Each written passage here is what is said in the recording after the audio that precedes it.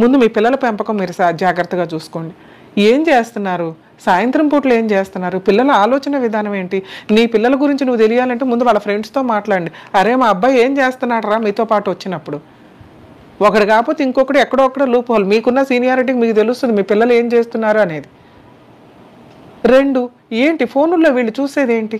వాటిని కంట్రోల్ చేసే పొజిషనే లేదు. కొన్ని వీడియోలు చూస్తే మనకు అర్థమవుతుంది, కొన్ని సీన్స్ ఫోన్ ఆగేసుకున్నారని సూసైడ్ అటెంప్ట్లు, ఎగ్జామ్స్ పాస్ అవ్వలేదని సూసైడ్. అంతా సెన్సిటివ్ అయిపోయింది పిల్లల మానసిక పరిస్థితి. కొన్ని చోట్లేమో ఇంత క్రూయల్గా అయిపోయింది. పద్ధతిగా సాంప్రదాయంగా గౌరవప్రదంగా సమాజంలో పెరుగుతున్న వాళ్ళ పర్సంటేజ్ చాలా తక్కువ. ఒకళ్ళని చూసి ఒకళ్ళు. మీ పిల్లల్ని కరెక్ట్గా పెంచుకోవాల్సిన బాధ్యత మీదే.